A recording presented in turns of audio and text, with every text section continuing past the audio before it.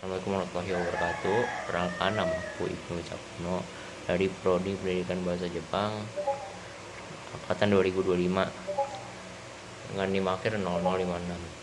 Sini aku akan menjelaskan tentang pendidikan sebagai sistem atau sistem pendidikan nasional, tugas pendidikan pengantar ilmu pendidikan. Jadi di sini pengertian sistem. Sebelum kita membahas pendidikan, kita pahami dulu konsep sistem. Sistem adalah suatu kesatuan yang terdiri dari bagian-bagian yang saling berhubungan dan bekerja sama secara teratur untuk mencapai tujuan tertentu. Contohnya seperti tubuh manusia, ada jantung, paru, otak, pembuluh darah, dan organ lainnya. Semua bekerja sama saling mendukung. Jika satu bagian tidak fungsi, maka tubuh akan terganggu. Begitu juga dengan satu yang tidak terlengkap, maka hancur sudah. Pendidikan bukanlah kegiatan yang terdiri sendiri, tapi terdiri dari banyak komponen yang saling berhubungan. Selanjutnya, pendidikan sebagai sistem. Kita mengatakan pendidikan sebagai sistem, itu berarti seluruh proses belajar, mengajar, bimbingan, pembiasaan, hingga penilaian merupakan suatu rangkaian yang terstruktur. Dalam pendidikan sebagai sistem terdapat beberapa komponen utama, yaitu yang pertama, tujuan pendidikan. Tujuan adalah arah yang dituju. Tanpa tujuan kan akan berjalan tanpa arah. Tujuan pendidikan mengarahkan pembentukan manusia agar pengetahuan, berakhlak, dan memiliki keterampilan hidup. Kedua, peserta didik. Peserta didik adalah individu yang sedang berada dalam proses tumbuh dan berkembang.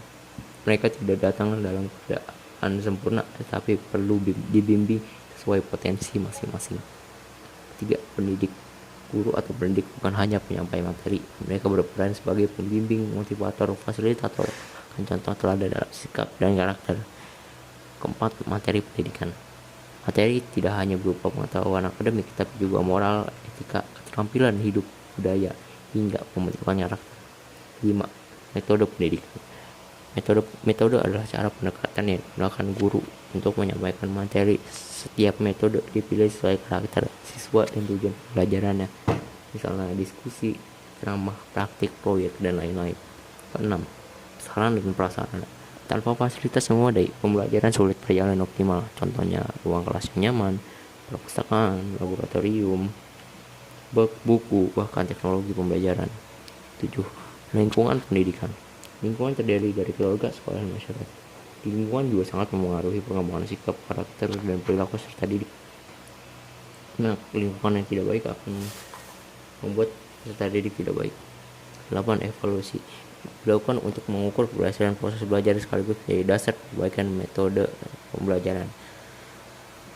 Semua komponen ini harus saling mendukung. Jika salah satu masalah, maka kualitas pendidikan itu ikut menurun dan tidak efektif. Selanjutnya, sistem pendidikan nasional. Sistem pendidikan nasional adalah sebuah struktur pendidikan yang berlaku di Indonesia yang mengatur segala bentuk proses pendidikan agar sesuai dengan tujuan bangsa. Sistem ini diatur dalam Undang-Undang Nomor 20 Tahun 2003 tentang Sistem Pendidikan Nasional. Tujuan pendidikan nasional yaitu mengembangkan potensi peserta didik agar menjadi manusia yang beriman, bertakwa, Tuhan Yang Maha Esa, berlaku mulia, sehat, berilmu, cakap, kreatif, mandiri, serta menjadi warga negara yang demokratis dan bertanggung jawab.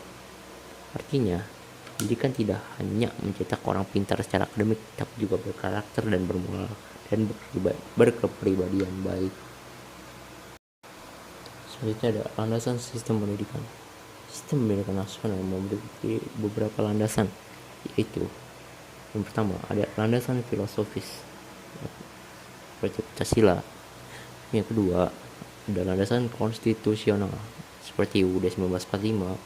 Yang ketiga, ada landasan yuridis seperti UU Nomor 20 Tahun 2003 seperti yang tadi sudah dibacakan. Yang terakhir ada landasan sosial dan budaya seperti nilai dan karakter bangsa Indonesia. Landasan ini memastikan pendidikan tidak lepas dari identitas bangsa Indonesia itu sendiri. Ya, jalur pendidikan dalam sistem pendidikan nasional itu dibagi melalui 3 jalur. Yang pertama ada jalur pendidikan formal, yaitu jalur yang terstruktur dan berjenjang seperti sekolah dasar, sekolah menengah utama, sekolah menengah atas, atau sekolah menengah kejuruan, dan terakhir perguruan tinggi. Dan kedua ada pendidikan normal dilakukan di luar sekolah, biasanya untuk skill tambahan atau bakat yang dimiliki oleh para peserta didik. Contohnya seperti kursus komputer, bimbingan belajar, pelatihan kerja, atau mungkin latihan olahraga. Yang ketiga ada pendidikan informal, yaitu pendidikan yang terjadi dalam keluarga dan lingkungan sehari-hari. Contohnya pembiasaan sopan santun dan akhlak di rumah. Semua jalur ini melengkapi dan membentuk karakter peserta didik sesuai kemampuan peserta didik.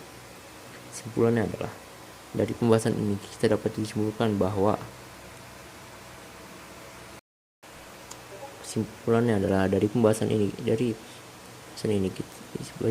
pendidikan adalah salah satu sistem yang terdiri dari banyak komponen yang saling mendukung. Sistem pendidikan nasional adalah aturan besar yang mengatur pendidikan di seluruh Indonesia. Tujuan akhir pendidikan bukan hanya kebersihan, tapi juga moral, karakter, dan kebudayaan. Pendidikan yang baik melahirkan manusia yang baik, dan manusia yang baik akan membawa kemajuan bagi bangsa.